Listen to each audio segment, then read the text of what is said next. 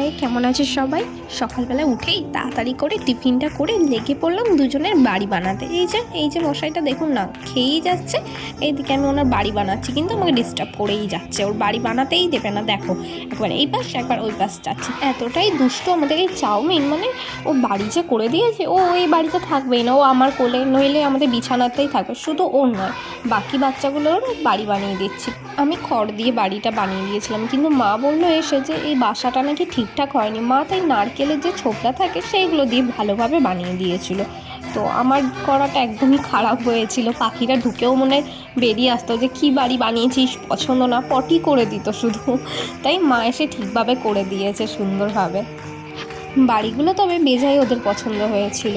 চাউমিনের কুচিমুচিদের খুব ভালোবেসেছিল ওরা। বাড়িটা দেখো, ওরা প্রথমে তো খুব ভয় পাচ্ছিল, শেষে ওদের খুব ভালো লেগেছিলো। যাই হোক, এখনের জন্য টাটা। সাবস্ক্রাইব করতে কিন্তু ভুলো না। টাটা।